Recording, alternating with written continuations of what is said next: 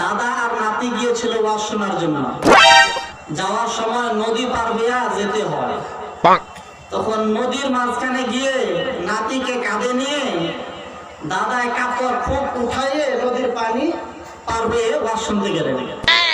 সেখানে মৌলানা সাহেব ওয়াজ করলেন যে পুরুষের জন্য নাভি থেকে নিয়ে হাঁটু পর্যন্ত ঢেকে রাখা ফরজ। পুরুষের জন্য পর্দা না ফরজ না? জি।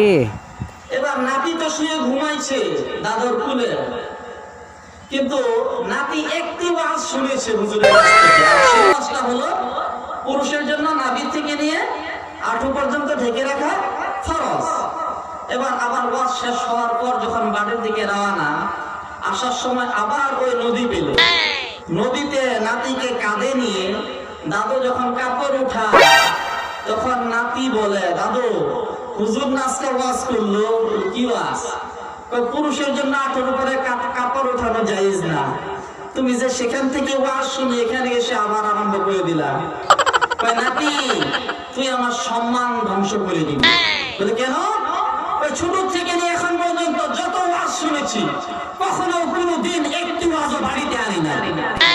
আর আজকে তুই একটি ওয়াজ শুনে সেটাই আমলের দ্বারা তুই বাড়িতে পরিবর্তন করতে, তুই যদি ওয়াজ বাড়িতে আনা শুরু করস আমার তো সম্মান ধ্বংস হয়ে যাবে।